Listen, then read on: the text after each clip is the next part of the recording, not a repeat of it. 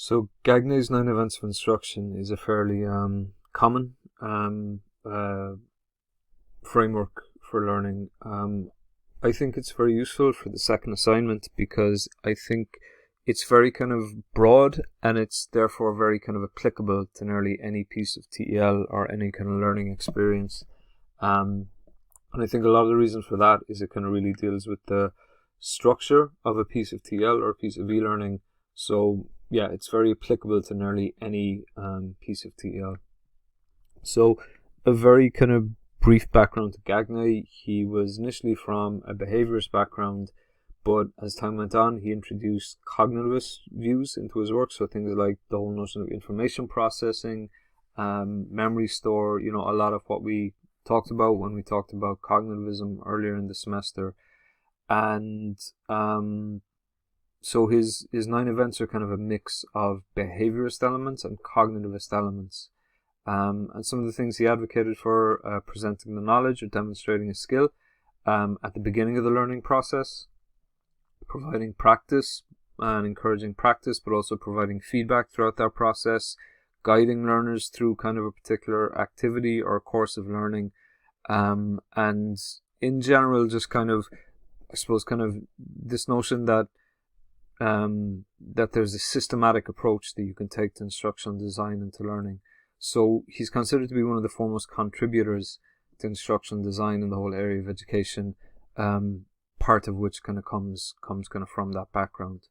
Now the 9 events of instruction weren't his only kind of big hits, and just so you're aware of them, so you don't get confused if they do come up for you down the line. And maybe as a bit of a background to maybe how he came up with the 9 events of instruction. Some of his earlier work included the 8 types of learning. So he identified 8 different types of learning, and kind of these are ordered as well, just to be aware, from simple to complex. So simple learning would be like classical Pavlovian conditioning. You ring a bell and I start drooling. Stimulus and response learning is more like the kind of Skinner's operant conditioning. Chaining is learning sequences of action, so on and so forth, all the way down to problem solving, which even like you might have seen with Merrill's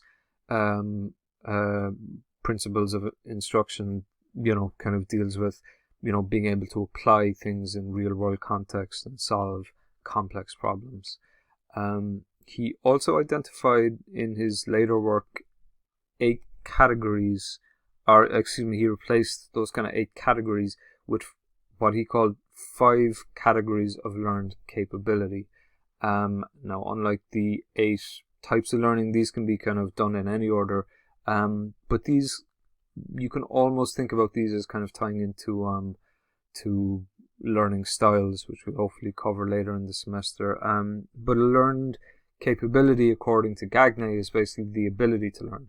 So like intellectual skills would be things like, they'd be orientated towards your environment, used to solve problems, so on and so forth. Cognitive strategies would be kind of almost like problem solving processes, your ability to learn and think and remember, kind of metacognitive elements. So like, learning how you learn, these kind of things. Verbal information, is pretty much what it says in the tin. Names, faces, dates, phone numbers, so on and so forth. Motor skills would be, actual psychomotor skills, I guess. So, learning to drive, learning to draw, riding a bike, so on and so forth. And attitudes then are slightly different. Those are kind of, I suppose our attitudes are biases or kind of notions that we've developed about people, situation, these kind of things. So they're nothing to spend too much time on, but maybe just to be aware, as well as the 9 events of instruction. Just don't confuse those with the 8 types of learning or the 5 categories of learning capabilities. Anyway, the 9 events of instruction, the main show, and these arose from his book, The Conditions of Learning. So the 9 events of instruction are basically his attempt to identify, I suppose, the ideal mental conditions for learning. And he developed these as a 9-step process called the events of instruction. And he, I suppose, these, as it says there, these correlate to and address the conditions of learning. Now, when we say conditions, that's not so much the environment, it's how material is presented, how the learner is guided, what is given to the learner, things like that. And I suppose in general, the whole area of instructional design owes a lot to these. They're still as applicable nowadays as they were when he came up with them. And a lot of kind of theorists drew upon them, things like Merrill's first principles of instruction, the Dick and Carey system, so on and so forth. So, the 9 events of instruction.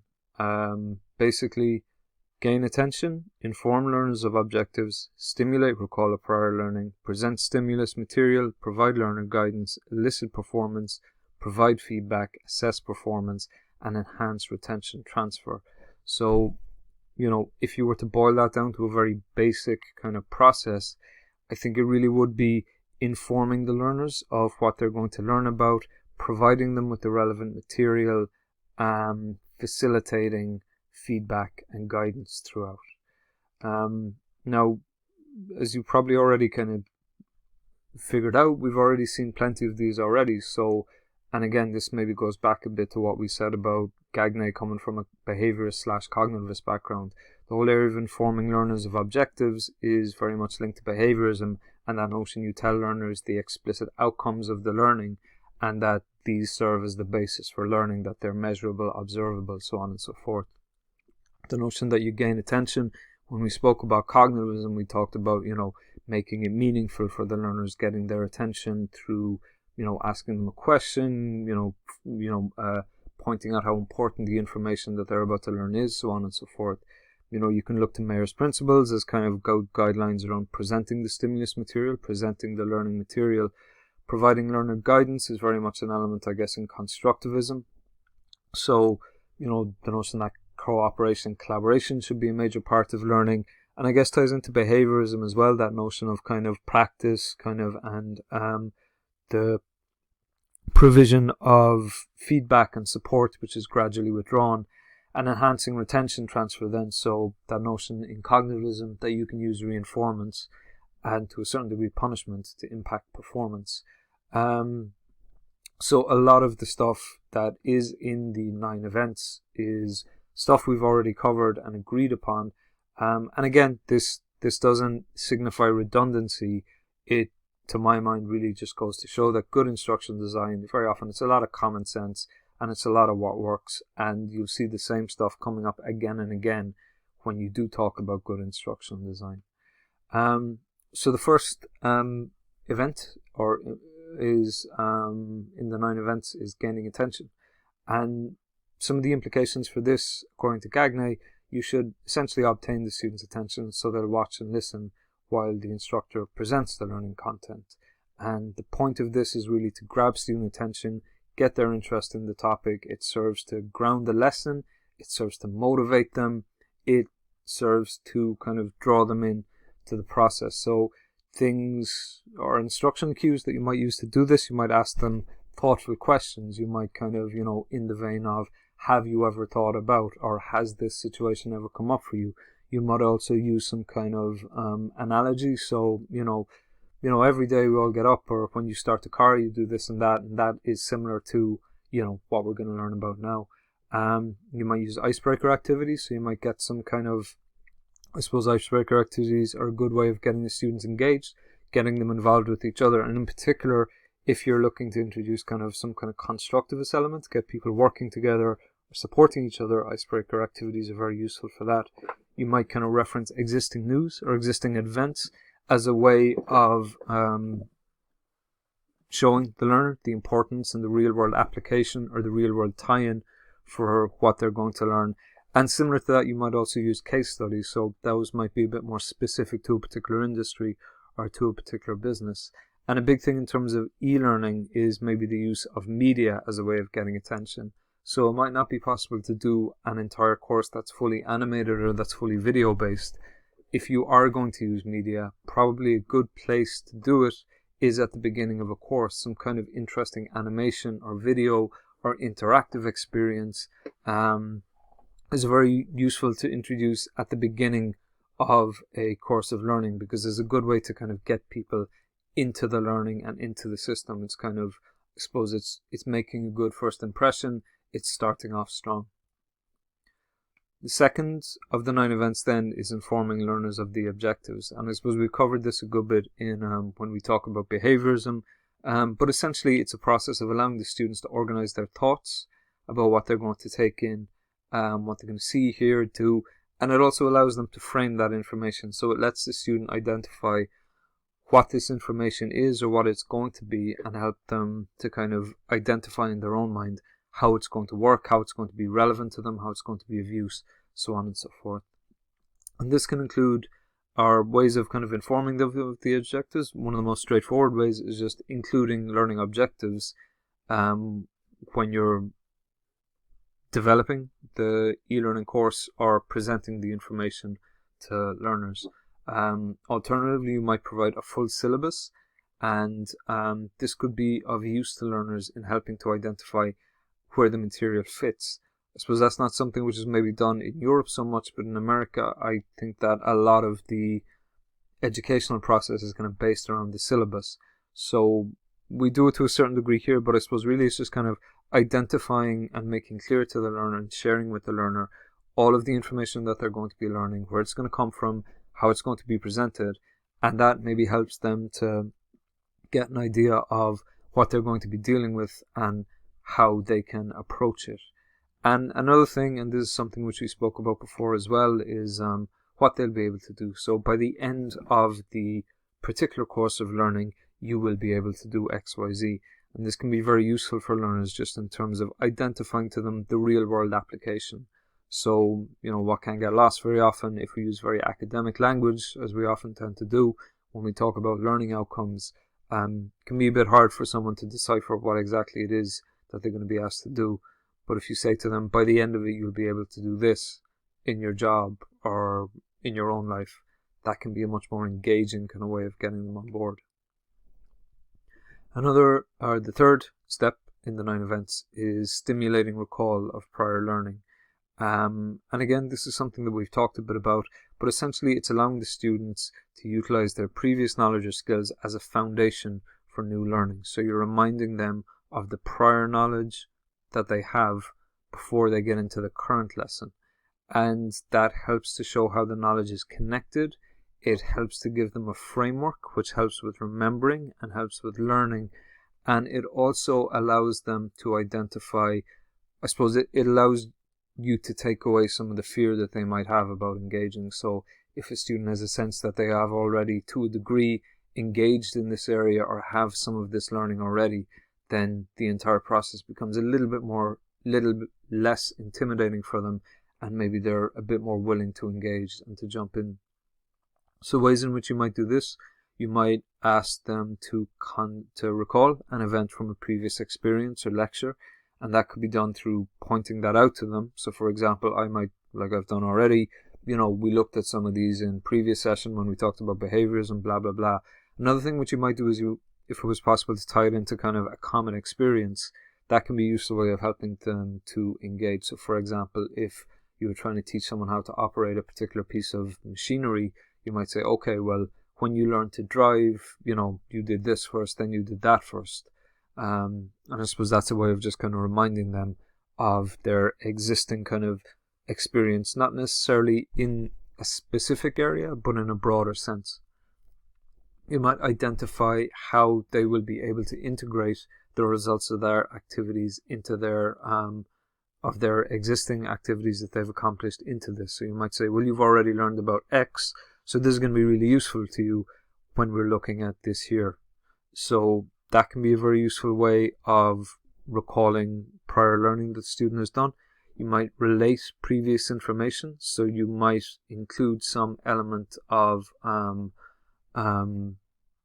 information that they would have learnt in the course or even not in the course. You might maybe that's similar to the previous point, that you help them tie that into what they're about to learn. And you also provide ways of structuring information. So again, identifying to them their existing knowledge can be a good way of framing the new knowledge that they're going to take in. And again, to go back to the example I gave, that whole notion of when you are learning, if you're trying to teach someone how to use a piece of equipment and you take the approach of, when you learned how to drive a car, it does maybe help them to put a particular structure on it. So, the notion that they do something with their hand, they do something with their foot, they do this, they do that, so on and so forth. And in terms of e-learning, a good way of doing this very often is, being able to give them some kind of message board or Hangout or something like Slack as a way of discussing their kind of recall of prior information. Excuse me. You might potentially consider some kind of interactive activity if it was an asynchronous course. That can be a very useful way of helping them to recall prior learning. And again, you could link in some form of media if applicable. That can be a useful way of just, if it's something that they would be aware of or that they've already covered, you could point to that and then kind of build on, what I suppose kind of a common learning experience as a way of introducing new information. The fourth step then, presenting stimulus material.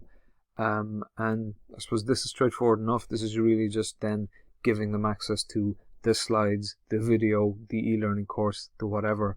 And Gagne suggested that you use a variety of methods in order to vary delivery of content, such as lectures, reading activities, projects.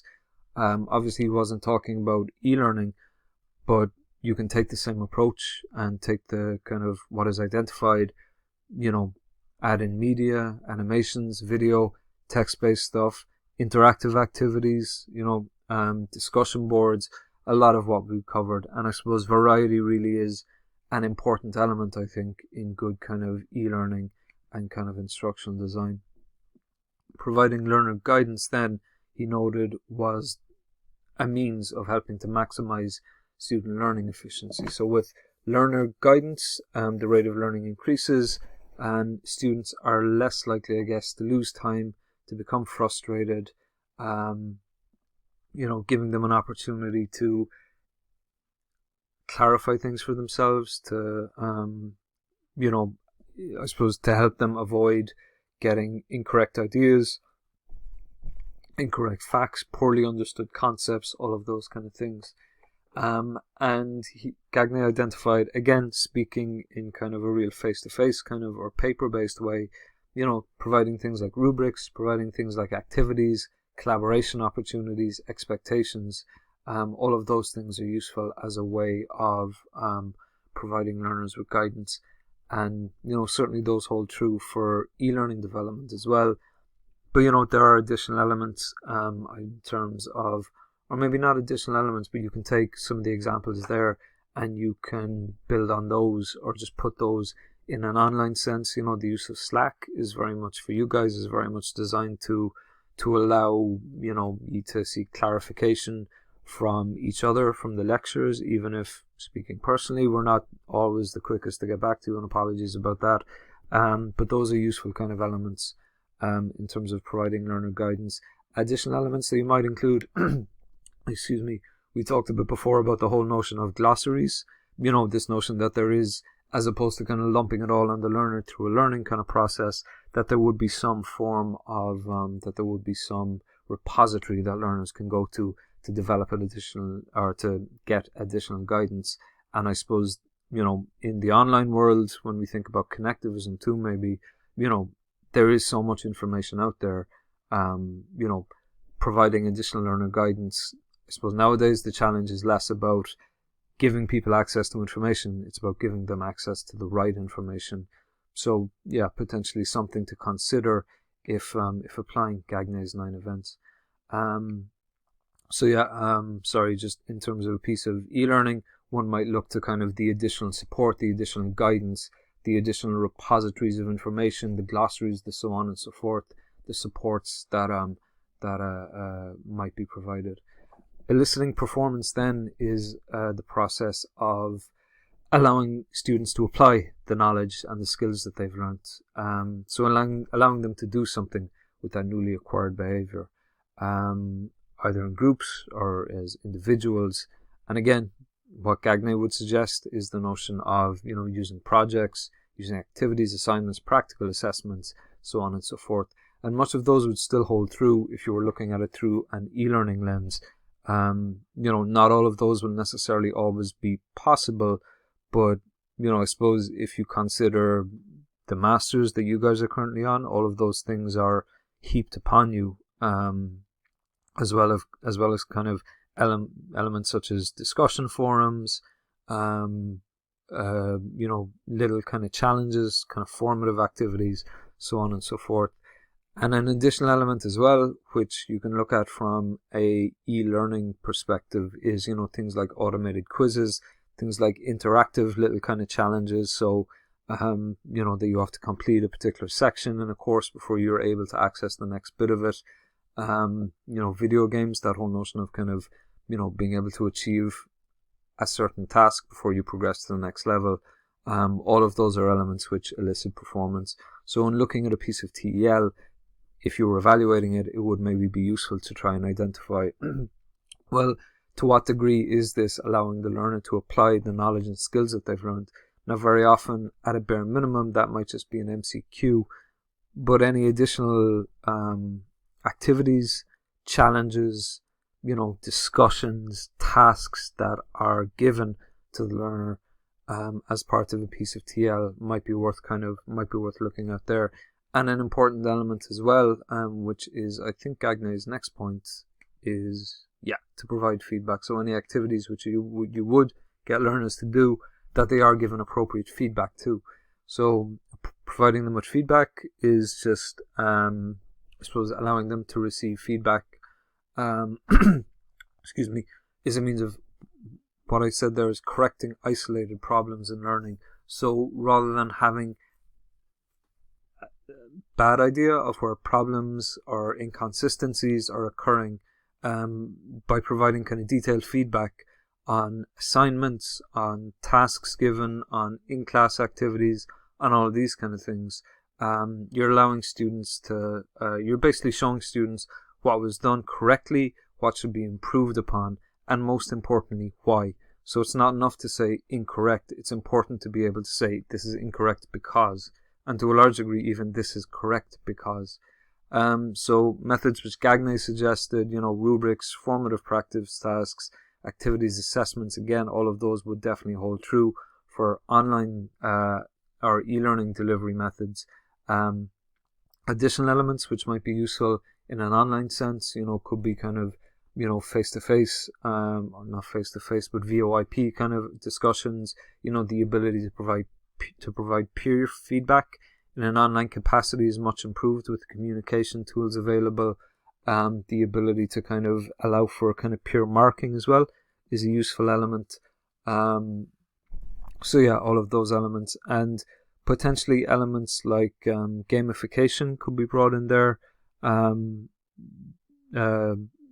Digital badges to a degree, you can maybe look at those as a type of feedback, although I guess they're more achievement. But yeah, I suppose any activity which a learner does, ideally you should be providing them with some kind of some form of feedback on it. And then assessing performance. So assessing performance may be somewhat similar in terms of eliciting performance, but assessing performance is meant maybe more in a more summative kind of in a more summative way, I guess. So eliciting performance is maybe giving students opportunity to perform. Assessing performance is more about having some form of summative exam or assessment, which would identify students' overall learning and allow them to see and identify content areas that they might not have mastered. So again, Gagne suggested a variety of different methods. You can make that list as long as you want to, exams, quizzes, projects, continuous assessment, written assignment, critical reflection, whatever. But it would be important for both synchronous and asynchronous environments that you would attempt to tie learning and assessment into real life kind of activities. So the closer the kind of assessment is to real life, ideally the more kind of useful that the information would be to that the process would be to the learners. And again, providing them with detailed feedback where at all applicable. And Gagne identified using things like rubrics, using things like kind of standard approaches as a means of, as a lecturer, keeping oneself kind of what's the term I'm looking for? Keeping yourself consistent in your marking and in the feedback that you give. And then the final step, enhancing retention and transfer to the job. So allowing students to apply the information in their personal context, in their real world context, in their actual jobs. And this also allows them to increase retention. It allows them to personalize information. It allows them to relate the work to their own personal experiences, and put it into practice essentially in their everyday life after the learning is finished. So a couple of ways that Gagne identified for doing this: providing opportunities for discussion. In a more online capacity, you might consider using some form of e-portfolio for assessment activity, so that then they produce something which sits in their e-portfolio, which they can kind of take to the wider world. Tying assessment activities into relevant personal context. So you might ask learners, to a certain degree, like we do with the project in semester 2, tying your activity into, your own job, or your own kind of hobby, or your own kind of lifestyle, essentially. And yeah, that is a big element which we try to provide in the second semester, to a large degree, because it does help retention, it does help transfer, it does encourage learning to a larger degree if it is tied into real world context and real world activities.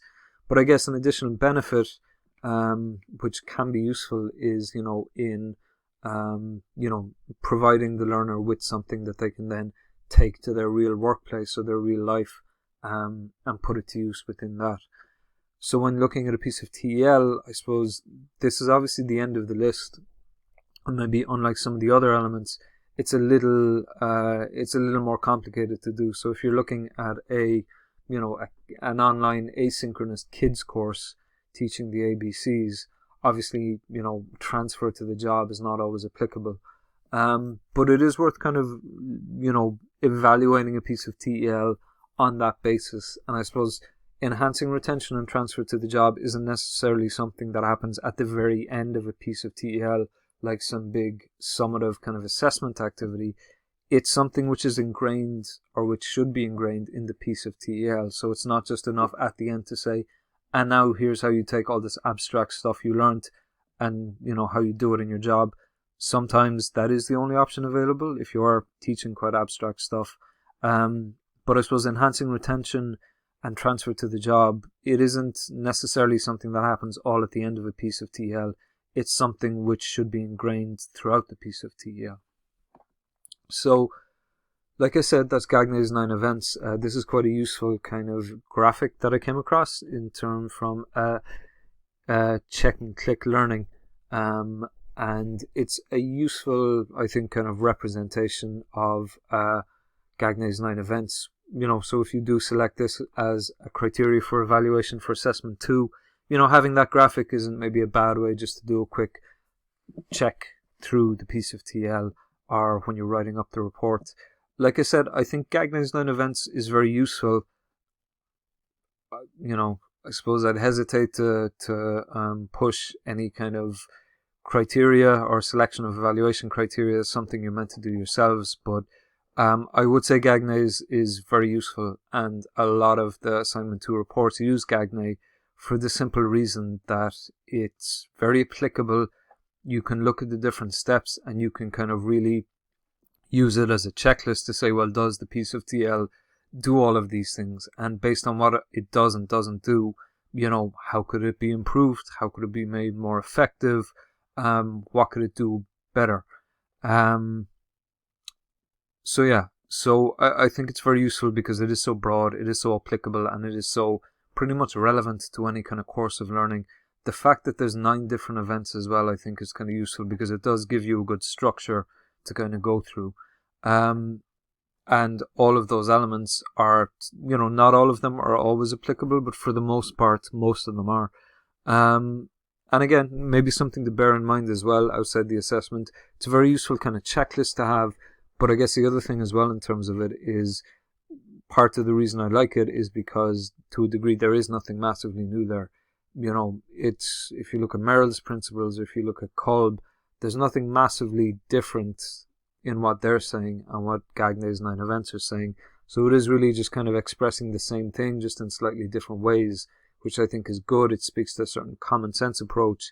It speaks to a certain kind of foundation upon which kind of these different models are built, which is based around the most effective learning and a good systematic way of kind of designing learning or providing a learning experience.